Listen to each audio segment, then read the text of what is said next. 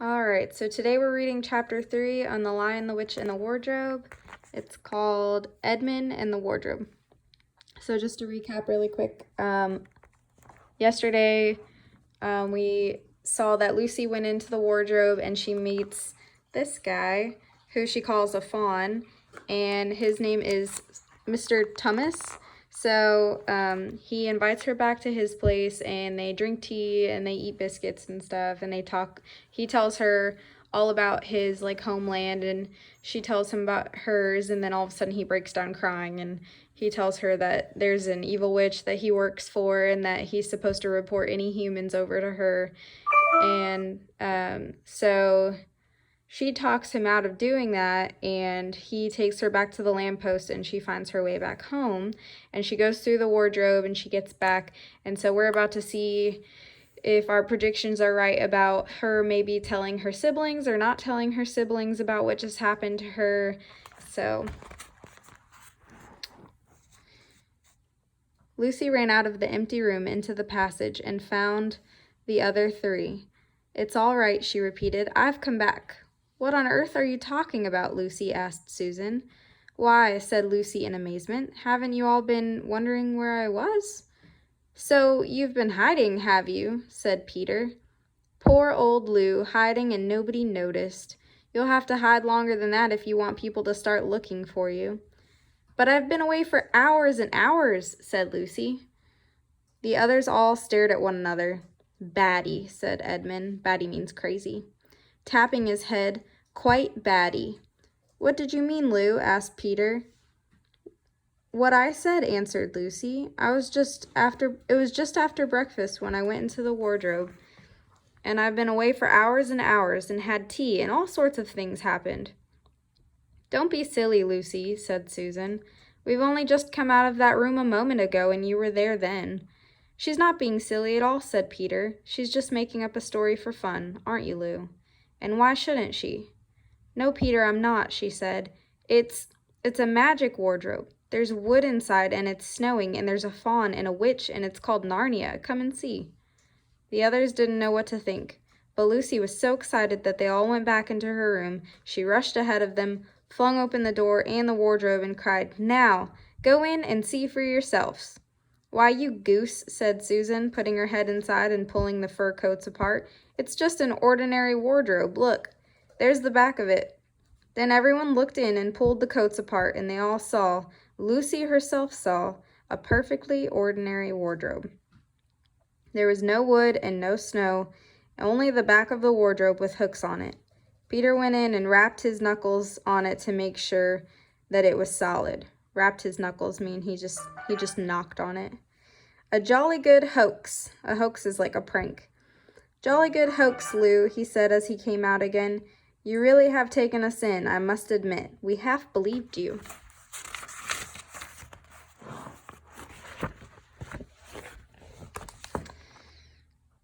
"But it wasn't a hoax at all," said Lucy. "Really and truly, it was a different moment.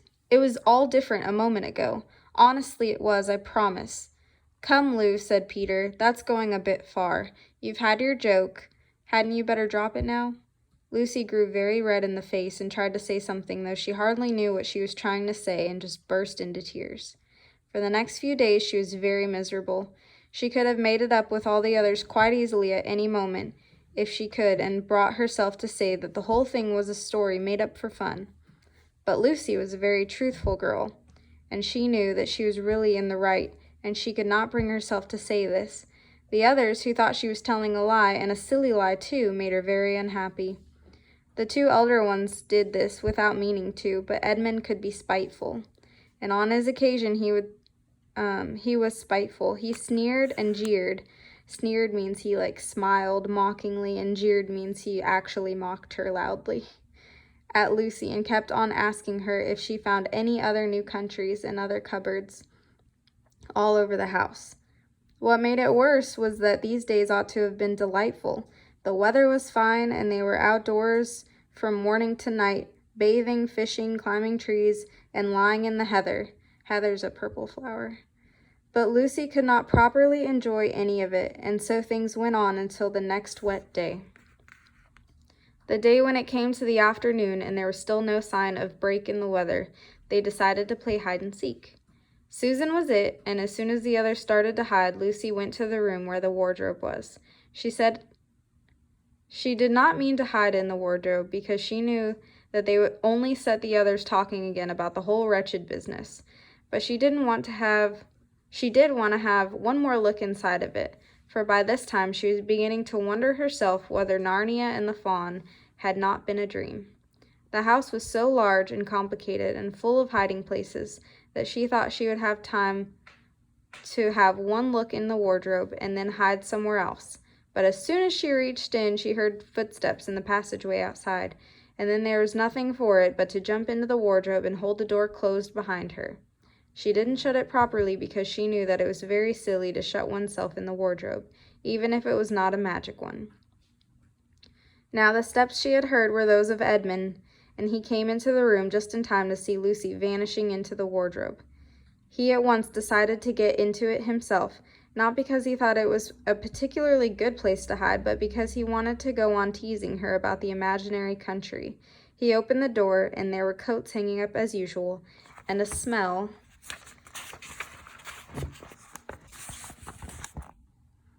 of mothballs and darkness and silence, and no sign of Lucy.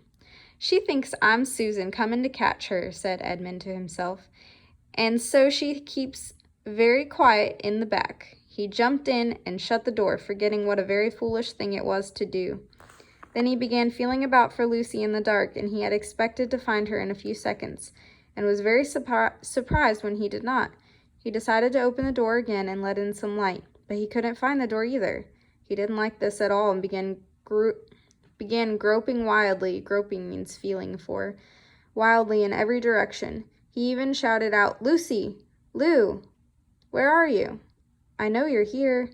There was no answer, and Edmund noticed that his own voice had a curious sound. Not the sound you would expect in a cupboard, but a kind of open air sound. He also noticed that he was unexpectedly cold, and then he saw a light. "Thank goodness," said Edmund. "The door must have swung open on its own accord." He forgot all about Lucy and went towards the light, which he thought was the open door of the wardrobe.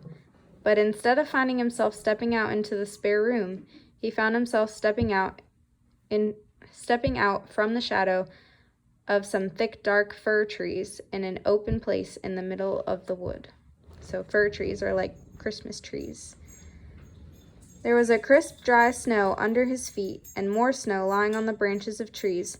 Overhead, there was a pale blue sky, the sort of sky one sees on a fine winter day in the morning. Straight ahead of him, he saw between the tree trunks the sun, the sun, just rising, very red and clear.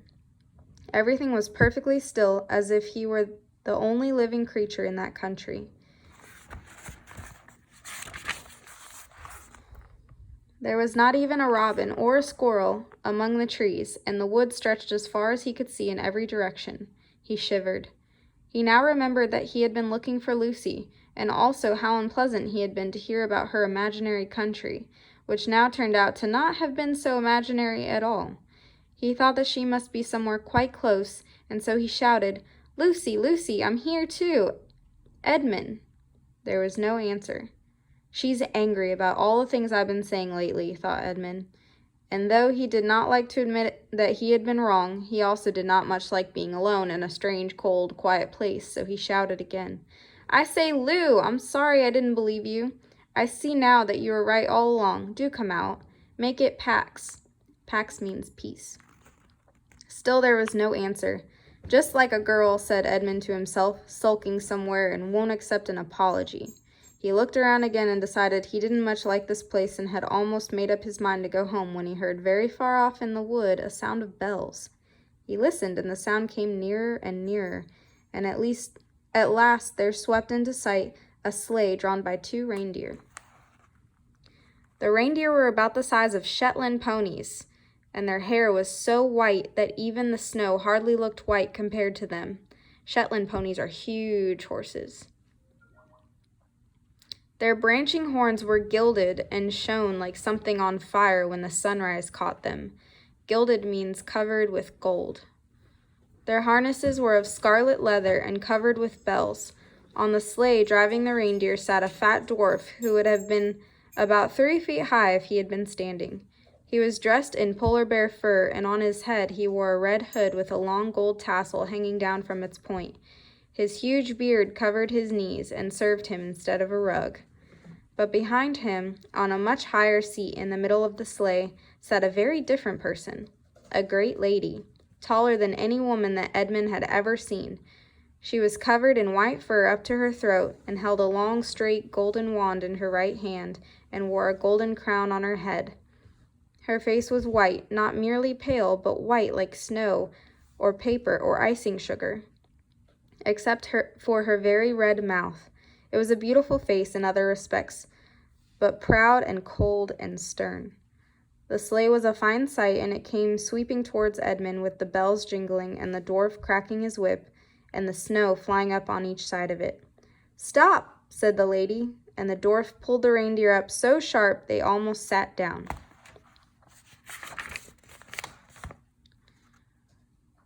Then they recovered themselves and stood chomping at their bits and blowing. In the frosty air, the breath coming out of their nostrils looked like smoke. "And what, pray, are you?" said the lady, looking hard at Edmund. My name's Edmund," said Edmund, rather awkwardly. He did not like the way she looked at him. The lady frowned. "Is that how you address a queen?" she asked, looking sterner than ever. "I beg your pardon, your majesty, I didn't know," said Edmund. "Not know the Queen of Narnia?" cried she. "Ha! You shall know us better hereafter." Hereafter means from now on. "But I repeat, what are you?" "Please, your majesty," said Edmund, "I don't know what you mean. I'm at school, or at least I was. It's holiday now." So that's the end of chapter 3. Hope you enjoyed the vocab lesson. Thanks for listening.